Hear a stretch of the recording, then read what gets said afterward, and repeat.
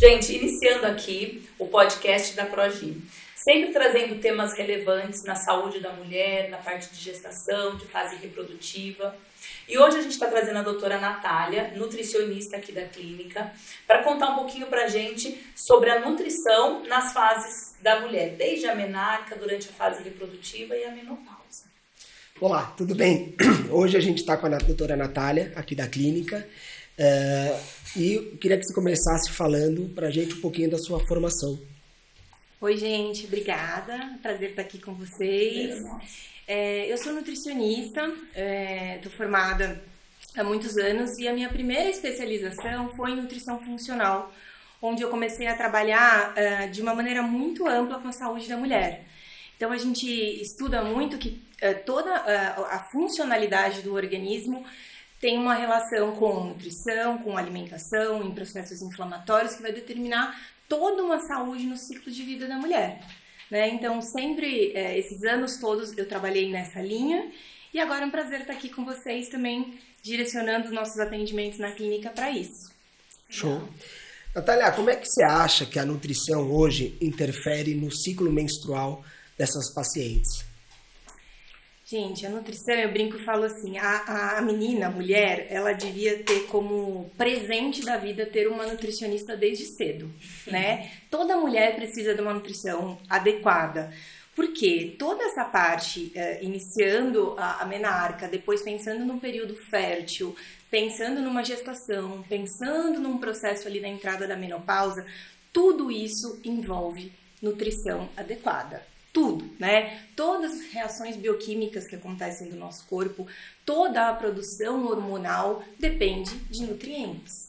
Então, o ponto inicial de qualquer tratamento da saúde da mulher tem que ser olhado para como essa mulher está nutricionalmente falando, né? Pensando em composição corporal, se ela está com, por exemplo, um percentual de gordura muito baixo, se ela tem se alimentado de maneira correta, se ela está com uma alimentação muito restritiva ou não. E é o ponto inicial para a gente tentar modular isso tudo, obviamente junto com o médico, junto com o acompanhamento, para a gente ter todas essas fases da melhor maneira possível, né? Tanto se já tem um problema pré-instalado ou se a gente está querendo prevenir qualquer problema no futuro. Isso é interessante porque eu percebo que às vezes o paciente que tem aquela irregularidade menstrual, desde a menarca, né? Então aquela menina que atrasa a menstruação e tudo, aí você, né, tenta ali às vezes com um hormônio, com uma pílula e tudo para ela regular o ciclo. E às vezes uma simples dieta, ela consegue regular o ciclo dela de uma forma bem satisfatória. Às vezes nem precisa de um método para controlar ciclo, né? Então a gente vê que realmente tem influência nisso. Isso a gente vê bastante nas meninas com super diagnóstico de síndrome do ovário policístico, né? Hoje a gente tem, parece uma epidemia de síndrome do ovário policístico, um monte de pacientes tem esse diagnóstico, né? E elas acabam tendo um fenótipo mais ou menos parecido, né? Elas têm um excesso de peso, um pouco mais de acne, e além dessa parte que a gente sabe de uma redução do consumo de carboidrato, existe alguma coisa que a nutricionista consegue interferir para potencializar essa diminuição de resistência insulínica, fazendo com que tenha uma ovulação melhor? Sim, com certeza. A gente sabe que o síndrome do ovário policístico tem muita ligação com resistência à insulina, né? Então, uma alimentação adequada, não só pensando em diminuir açúcar, pensando em diminuir farinha, refinados, mas a gente também pode potencializar uma melhora dos receptores dessa resistência à insulina com alguns nutrientes, né? Então, por exemplo, cromo, por exemplo, a canela, por exemplo, o gengibre, uma alimentação, né? A gente pensa, vamos tirar os carboidratos. Não é tirar os carboidratos, é colocar os carboidratos adequados.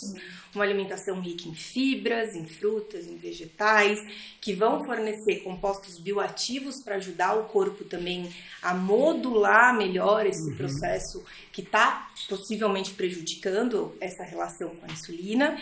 E E o que acontece também é que normalmente quem tem esse quadro também tem uma deficiência aí na leptina, que é o hormônio da saciedade. Sim. Então a gente também precisa ajudar essa paciente para que ela consiga baixar o peso, talvez, mas controlar essa fome e não Fica só... satisfeita, né? Exatamente. Aí a gente usa as estratégias corretas, por exemplo, um aporte adequado de proteína, uma alimentação que vai causar um esvaziamento gástrico mais lento, né? Sim. Porque senão a gente acaba sendo muito radical, né? Eu vejo muitas meninas chegando para mim falando, não, eu tirei totalmente o carboidrato e vai ser pior. Com certeza vai ser pior. Porque pode acabar ocasionando outras alterações metabólicas que também vão interferir aí na questão do ciclo menstrual. Uma menorreia, né? Exatamente. Por estresse. É isso aí. E você acha assim que pensando na fertilidade, então já é uma moça mais velha, né? Uhum. Tem alguma coisa assim que a gente pode afetar positivamente isso, favorecendo a fertilidade, ou também negativamente? Então algo que pode prejudicar a fertilidade também? Sim, gente, com certeza, né? Hoje, quando a gente pensa aí em fertilidade, a gente tem que avaliar alguns pontos que são muito importantes. Primeiro, a gente tem que avaliar como é que está a saúde intestinal dessa mulher. Por quê? Se eu tenho uma saúde intestinal prejudicada, a minha absorção de nutrientes está muito prejudicada. Então, se eu não tenho uma absorção de nutrientes adequada, eu não tenho produção hormonal. Começar daí. Por exemplo, cálcio, que é um nutriente essencial para a fertilidade. Se eu não absorvo bem cálcio, eu não vou ter uma produção hormonal adequada. Né? Outra coisa que a gente tem que avaliar, função mitocondrial. E como é que você avalia isso, né? Cálcio sérico. Sim. Cálcio sérico, claro, a gente vai... Outras coisas que a gente avalia ali, recordatório alimentar, outros sintomas associados, né? Mas você não consegue analisar desbiose pelo simples fato de ter desbiose. Você tem que analisar a absorção dos nutrientes para descobrir se tem uma desbiose. Sinais e sintomas, né? Normalmente, sinais e sintomas a gente já consegue avaliar isso, tem desbiose. Que normalmente, pra gente que tem experiência clínica, grita, assim, ó. Você conversa 5 minutos com o paciente, você já sabe o que está acontecendo ali. Não precisa, óbvio, os exames genéticos também estão aí para ajudar? Estão, mas eles não são indispensáveis para a gente fazer nenhum tipo de diagnóstico. Né? E a mulher, você vai ver, você vai conversar com ela, ela tem ali uma candidíase de repetição, com certeza. Né? Ela tem, então tá tudo muito ligado na saúde da mulher. A gente acha que tem uma conduta específica para a fertilidade, para a menopausa. Tá tudo muito interligado nessa questão. É tudo meio parecido. Tudo muito, né? Que depende basicamente dessas 3 coisas que eu falei, que é o intestino funcionando bem, uma função mitocondrial funcionando bem, ou seja, as nossas células têm que estar trabalhando como elas devem, e aí tem alguns nutrientes específicos para isso, e uma questão super importante que de uns tempos para cá a gente tem tido que lidar com isso, que é a questão da detoxificação de metais pesados, né? Que isso é uma coisa que a gente ouve falar dos disruptores endócrinos, dos xenoestrógenos, que isso tem a cada vez mais prejudicado a saúde da mulher. Isso vem de contaminação de alimento? Isso vem de muitas coisas. Por exemplo, um grande contaminante é o bisfenol A, do plástico. Né? O que tem vários estudos, por exemplo, o bisfenol A, tem estudos de aquecimento do produto com plástico? É isso. Mas acho que não aquecer só, né? Precisa ser aquecido. Precisa ser aquecido. Temperaturas diferentes. Né? Normalmente o aquecimento é pior. Tem estudos que mostram, por exemplo, mulheres que moram perto de mineradoras, mulheres que moram perto de rodovias com muita poluição. Né? São Paulo. Exatamente. Tem muita ligação. E o que essas substâncias fazem? Elas se ligam aos receptores desses hormônios. Então, às vezes, o problema da mulher não é que ela não está produzindo o hormônio, mas este receptor, ele está sendo ocupado por essa toxina. Isso é mensurável? Não. Isso é mais clínico. A gente consegue mensurar algumas coisas, por exemplo, a gente pode avaliar o alumínio, a gente pode avaliar o arsênio, a gente pode avaliar o cádmio, a gente pode avaliar mercúrio, né? Então, laboratorial. Esses exames acabam servindo justamente para ver esse tipo de contaminação. Exatamente. E aí a gente já fica de olho também se é uma pessoa que está mais exposta a isso, né? Por exemplo... Pela história, né? Pelo estilo de vida dela. Enfim, sei lá, sou uma médica radiologista, tem um pouco mais de contato. A gente avalia como que é o estilo de vida dessa mulher, enfim. E aí a gente acaba ajustando a alimentação dela para esses fatores. né? Mas mesmo esses 3 pontos que eu falei da questão de detoxificação funcionando bem, intestino funcionando bem e função mitocondrial funcionando bem, como que a alimentação vai influenciar isso? É sempre muito básica. A gente tem que diminuir o processo inflamatório e a gente tem que aumentar antioxidantes para evitar esse estresse oxidativo, né? Então, independente do problema, se a gente fizer uma alimentação focada nisso, em diminuir o processo inflamatório e rica em antioxidantes, a gente consegue melhorar como um todo a saúde da mulher. Natália, aproveitando que isso é uma coisa que eu sempre quis saber.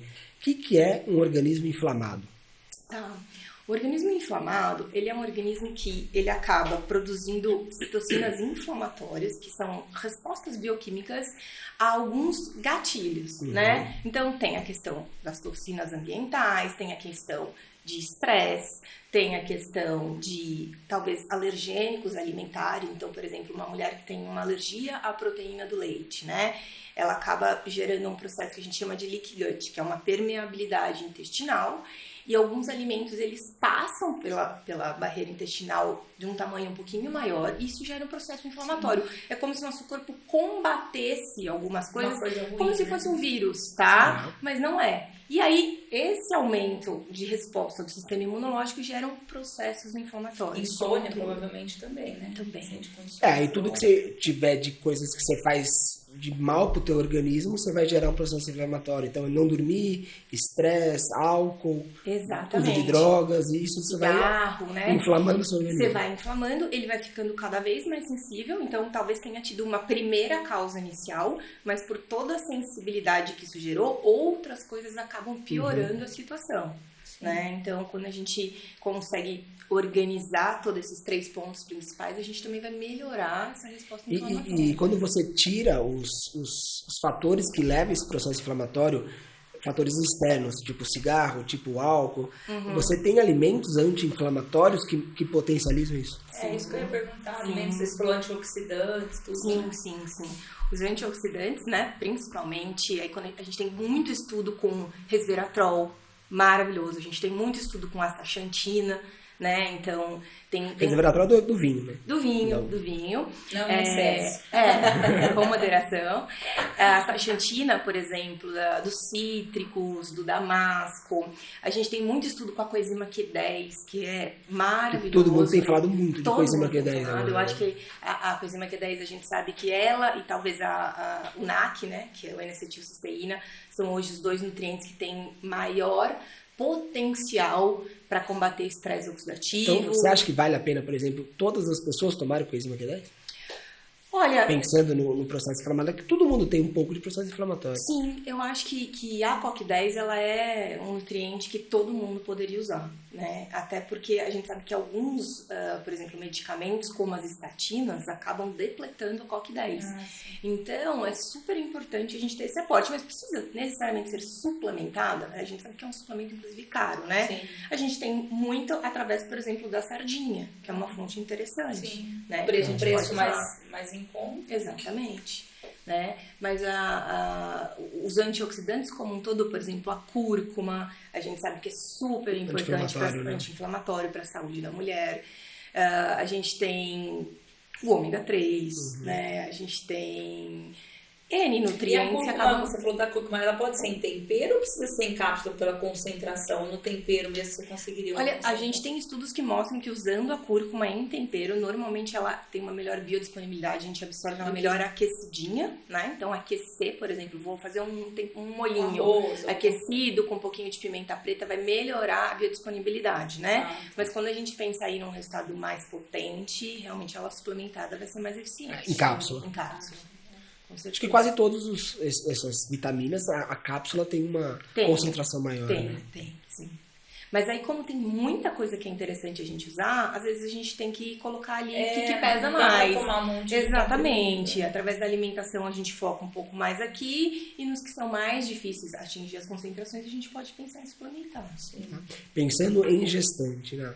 O que você vê de novidade em relação a um acompanhamento nutricional? Nem estou nem pensando em diabetes, porque diabetes é clássico, mas eu digo em ter uma gestação mais saudável, Vale a pena também usar algumas coisas anti-inflamatórias, antioxidantes? Você acha que isso repercute numa saúde, bem-estar materno-fetal? Olha, eu acho que gestante, a gente toma um pouco mais de cuidado com algumas coisas, porque a gente não pode fazer estudos científicos em gestante, né? Então, a gente usa o que a gente tem mais certeza e que funciona, que é o quê? Suplementação de vitaminas e minerais, suplementação de ômega 3, que a gente sabe o quanto é importante aí para a saúde cognitiva do feto, probióticos, pensando aí em toda a questão da cepa, da microbiota da mãe e do bebê, e hábitos saudáveis dessa mãe, né? Sim. Então, a programação metabólica mostra hoje pra gente o quanto essa alimentação dessa mãe vai determinar a saúde do bebê. Mas saudável, com comida de verdade, com nutrientes de verdade, sem usar muito suplemento para gestante. Acho que a gestante a gente é um pouco mais conservadora. Hoje a gente tem no mercado muita opção de suplementos de gestante, né? De polivitamínicos. Sim. Você acha que é uma tendência, uma substituição por alimentos, ou você acha que isso não vai conseguir mudar? Vai continuar tendo suplemento? Não, vai continuar tendo suplemento. Você não consegue a concentração. Não, a gente não consegue a concentração. Precisa, né? Tem alguns nutrientes que pra gente atingir ali a recomendação, a gente precisaria de por exemplo, o magnésio, de um consumo muito alto. Muito alto. E você acha que a tendência vai ser personalizar esse polivitamínico? Cada vez mais, não vai ter mais um genérico. Exatamente. Você vai ver o que você consegue mensurar, calcular o que de fato essa gestante precisa e montar uma suplementação. Com certeza. Essa é a ideia. Essa é a ideia, porque aí a gente vai conseguir fornecer exatamente o que ela precisa, né? Nem mais, nem menos. Tudo, o excesso também pode ser prejudicial para algumas coisas, né? Então, por exemplo, a própria cúrcuma, a gente sabe que tem N benefícios, mas o excesso dela também não é interessante, né? Então, quando a gente consegue, através desses exames laboratoriais, dos exames séricos, e também dos sinais e dos sintomas, e adaptando isso de maneira individual, o resultado com certeza vai ser sempre melhor. Mas os suplementos que a gente tem disponível hoje estão cada vez melhores. Então, eles já... Não está tão aleatório, né? Hoje em dia tem uma padronização. Ninguém passa muito do que deve, nem está tão baixo, nem está tão alto.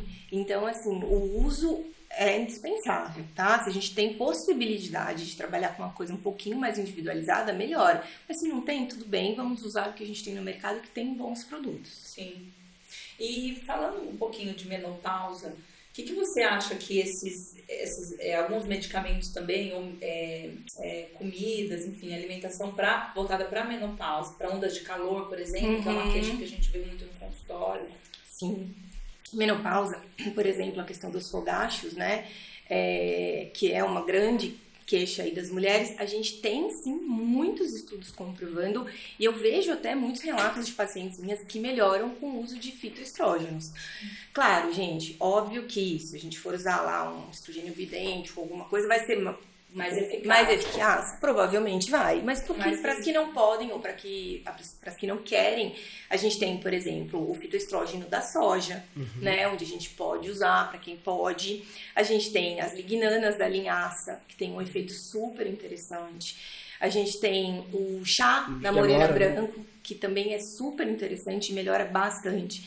A gente tem a farinha da semente de uva, que também ajuda. Então, são pitadas de saúde que a gente coloca ali um pouquinho no dia a dia. Que ajuda no sintoma. E que ajuda e muito, não é pouco, né? Óbvio, nenhum alimento ou nutriente vai fazer milagre. É um conjunto de coisas, né? E exercício físico, também tem outras coisas para qualidade da vida. Com certeza, melhorar a qualidade do sono, melhorar a hidratação, né? É um mix de coisas aí que a gente consegue melhorar e muito a qualidade de vida da mulher que está ali no climatério ou entrando na menopausa. Nata, por que a mulher na menopausa engorda? Então, vários problemas. Vários problemas. Mas, normalmente, pela queda hormonal, né? Toda essa questão hormonal, ela acaba afetando e muito N fatores na mulher. Por exemplo, a questão da produção de neurotransmissores de bem-estar, né? Serotonina, do GABA, né? Que tem muita... de fazer exercício. Exatamente. O GABA, que tem muita ligação com qualidade de sono. A serotonina, que vai ter toda uma questão de bem-estar. E aí, o fato disso acontecer, ela faz com que ela coma mais para ter uma saciedade e um bem-estar e acaba engordando. É um ciclo de coisas, né, Fá? Normalmente a mulher que tá aí com todo esse processo de entrada de menopausa, ela já vem aí talvez com uma autoestima um pouquinho mais baixa, aí ela sente muito essa deficiência, e aí acaba canalizando um pouco na alimentação, aí acaba exagerando na alimentação, engorda e diminui a energia, diminui a vitalidade, não quer mais fazer exercício. E aí essa alimentação talvez um pouquinho mais irregular piora o processo inflamatório, e aí vem a cascata toda, né? Literalmente uma bola de neve. Literalmente uma bola de neve, exatamente. E uma coisa aqui que a gente acabou não falando, que eu acho que é um assunto bem interessante, é a endometriose, né? Sim. Que tem tudo a ver com a parte de inflamação. Acho que até é uma das doenças que mais se fala muito sobre inflamação. Mas você acha que tem alguma coisa que a gente, além de todos esses antioxidantes, que a gente consiga fazer mais para essa paciente que tem endometriose? Alguma coisa mais voltada para isso ou não? Olha, a endometriose, ela é talvez aí a que tem maior ligação com essa questão inflamatória. É o ícone. É uma doença sistêmica e a gente trata essa questão da inflamação, mas a gente tem, por exemplo, alguns nutrientes que podem ajudar nas cólicas, que elas acabam tendo às vezes um pouco mais de cólica. Então a gente tem o gengibre, por exemplo, tem muito estudo que melhora a questão da cólica. Suplementação de magnésio, tem muito estudo que vai melhorar também essa questão. Mas o que a gente vê, os últimos estudos de endometriose mostram que esse processo inflamatório tem muita ligação com polimorfismos genéticos. Então, às vezes, não é só culpa de hábitos de vida ruins, né? Tem alterações genéticas aí envolvidas, que a gente, o corpo da mulher, ela não consegue combater essa inflamação como deveria e piora todo esse quadro. Com certeza. Mas tem muita coisa que melhora os resultados, né? Todas as suplementações que a gente falou aqui, por exemplo, a coenzima Q10, o NAC, a geleia real, né? Um alimento que a gente tem resultados super bacanas, vão ajudar no processo inflamatório, nessa questão da endometriose. E você falou aí do gengibre. O gengibre também é a mesma história da cúrcuma. A gente pode também usar como o próprio gengibre. O próprio gengibre, fazer um chá de gengibre, por exemplo. Tem cápsulas também. Sim. Mas isso, quando você fala disso, é para ter um uso habitual diário. Não assim, estou com cólica, vou tomar um chá de gengibre. Isso vai ter pouco efeito. Na verdade, a gente consegue, nos dias que a gente sabe que a relação está pior, a gente pode aumentar o consumo com várias coisas ao dia, não só o gengibre. Desde que se use diariamente e aquele dia se potencializa. É isso. Mas é todo um processo aí de hábitos saudáveis para que a gente vá melhorar esse processo todo, né? Individualizado, né? Porque realmente cada um tem os seus próprios sintomas. Mas tem alguns nutrientes que são mais eficientes e mais imediatos. Por exemplo, o magnésio, ele é um nutriente que tem um resultado mais imediato para a mulher com cólica. Sim. Às vezes, nos dias, se a gente aumentar a dose desse magnésio, já tem resultado positivo. E aí é cápsula, não tem alimentação que chega, né? Exatamente. Eu fiquei com uma dúvida aqui sobre Itu. Por exemplo, sobre infecção de urina. A gente sabe, fala muito dos cranberries, né, que são as frutas. A gente pode suplementar isso com a fruta mesmo? Isso efetivo ou não? A gente exatamente. O cranberry é muito difícil a gente aqui no Brasil ter acesso, né? Mas tem estudos que mostram que os sucos concentrados de cranberry podem sim ajudar. Por que eu não gosto muito? Porque os sucos que a gente tem de opção no mercado, eles acabam tendo outras coisas que não são legais, né? Aditivos químicos. Então, pra gente ter um resultado mais eficiente, eu prefiro a suplementação de cranberry. Que tem esses prontos, né? Hoje também. Você tem até as cápsulas prontas. As cápsulas, exatamente. E quando ele veio pro Brasil, ele veio em suco. Sim. Era um suco, um tempo atrás, e aí depois começou a ter, não dava, né? Porque eu lembro que eles falavam que você tinha que tomar 1 litro de suco por dia. Esse é muito açúcar. Primeiro que financeiramente era inviável. Sim, isso. E segundo que haja também, né? Se tomar 1 litro de suco de cranberry por dia, todo dia. É isso. E a gente sabe que, assim, claro, tem essa questão específica dos estudos com cranberry, mas normalmente essas infecções de repetição, a gente tem que tratar o sistema imunológico como um todo. É uma mulher que está com todo um comprometimento do sistema imunológico dela, né? Então, provavelmente vai ter aí uma alteração da flora, outras doenças ali vaginais envolvidas. Eu acho que o que mais pega no consultório pra gente é candidíase. Candidíase de repetição é uma coisa muito complicada. A gente faz 1000 alternativas aí de melhora, né? De qualidade de vida, a história da calcinha, a história de dormir sem calcinha, evitar calça apertada.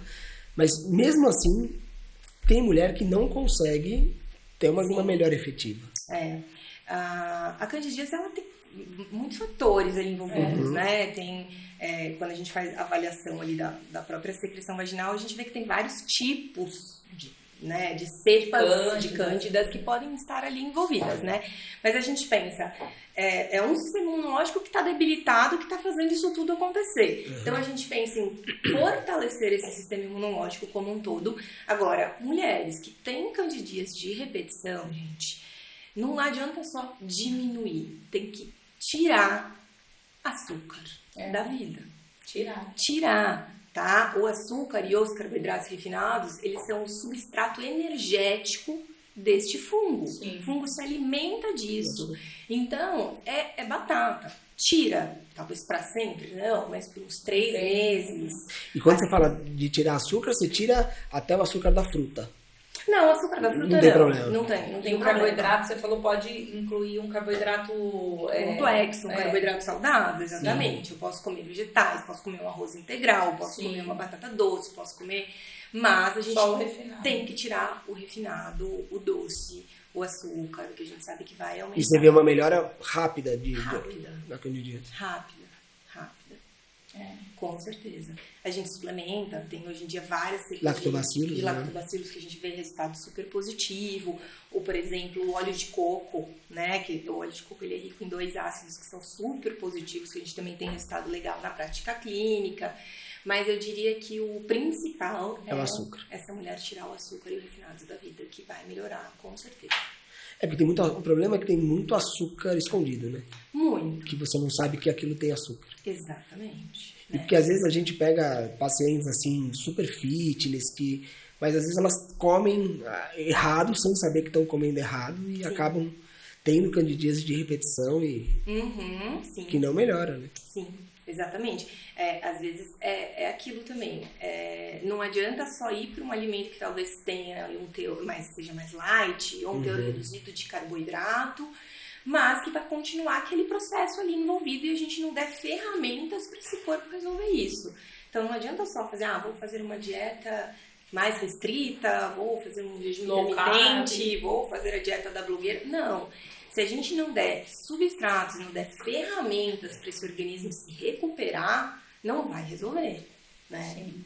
Então, é por isso que cada pessoa tem a sua individualidade bioquímica e por isso que uma nutrição específica para cada mulher é importante, né? Para a gente avaliar, tá bom, já tirei isso, mas eu preciso repor isso para a gente conseguir fazer esse organismo funcionar como ele deve, né? E uma outra coisa que você falou aí é sobre frutas.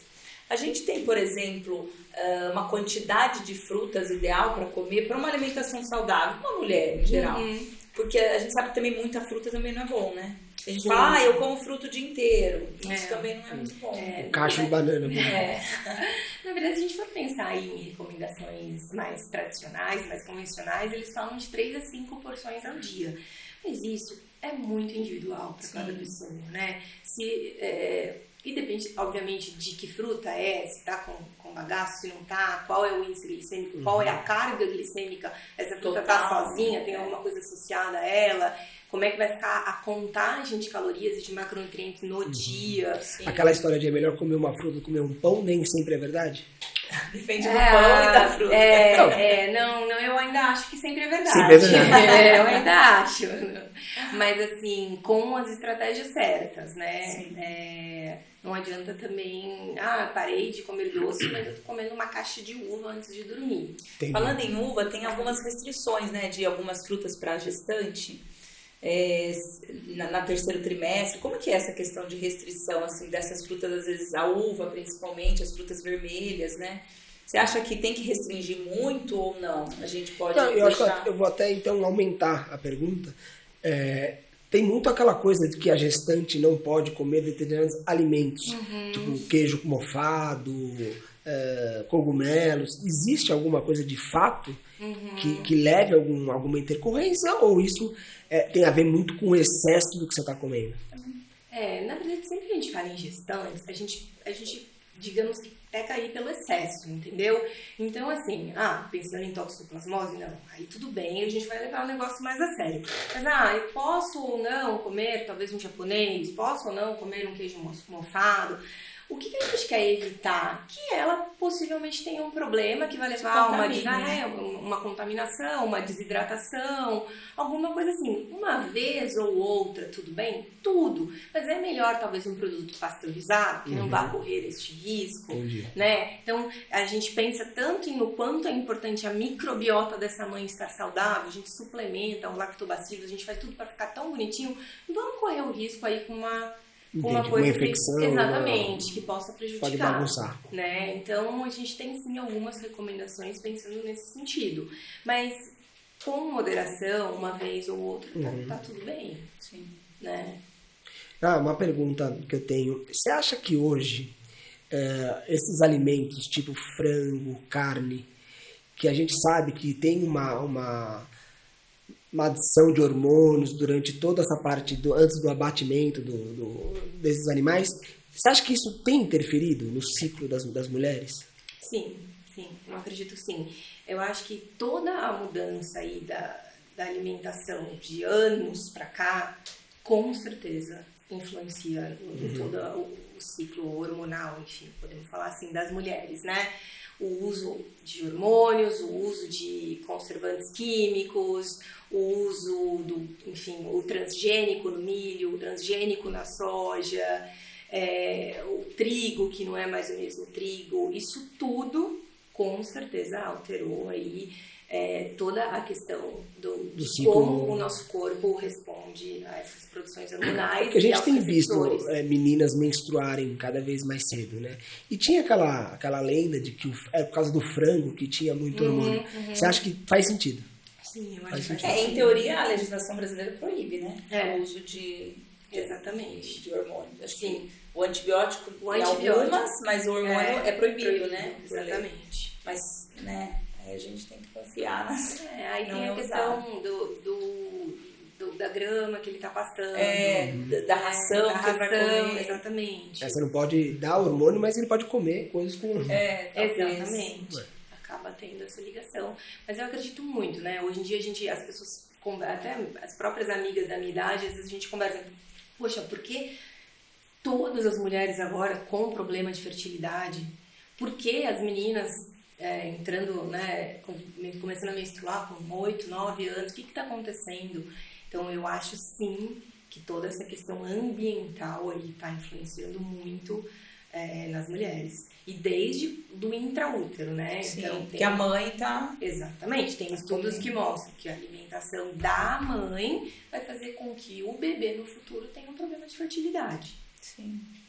E não tem como a gente fugir disso, praticamente. A gente tem que estar Você acha que essas coisas tipo grass feed realmente tem um impacto? Ou você acha que não dá para mensurar também isso a longo prazo? É difícil, né? Pensando nessa questão mais química, eu acho que é sempre válido a gente tentar ir pro mais natural, para que a gente tinha mais acesso antigamente. E fugir, mas a gente sabe que nem sempre é possível, né? Por custo, por disponibilidade. Então, dentro do que é possível no dia a dia, a gente tenta aí equilibrar, né? Colocar o que é possível. Às vezes eu não posso aqui, mas eu posso usar um chá de gengibre que vai me ajudar ali, né? Tentar colocar algumas coisas no dia a dia. Isso é uma coisa que eu vejo muito com as mulheres, elas falam, isso tudo é caro, né? Eu não tenho condição de fazer isso tudo, então nem vou. Não dá, não adianta, a gente não vai querer fazer tudo de um dia para o outro, mas um pouco que a gente consiga colocar... Tirar um pouquinho aqui. Exatamente, são pitadas de bem-estar no dia a dia, um pouco que vai ajudar ali, diminuir um pouquinho aqui, com certeza já vai ter um impacto positivo na saúde. Né? Não adianta esperar o perfeito para a gente conseguir fazer. Um pouco que você conseguir já ir mudando os seus hábitos, a gente fala muito do micro hábito, né? Um pouquinho todo dia que você consiga fazer já vai melhorar a sua qualidade de vida. De grão em grão. De grão em grão. É isso. Bom, vamos finalizando por aqui. A gente espera ter ajudado vocês com esse bate-papo. Queria agradecer a presença. Agradecer a Natália. Foi um bate-papo muito legal. Gostaria de pedir vocês para curtir aqui pra gente, seguir o nosso canal. E se quiserem mandar sugestões de novos temas, convidados, enfim, a gente quer só ajudar e poder trazer conteúdos legais para vocês. Muito obrigada. Tchau, tchau. Tchau, tchau.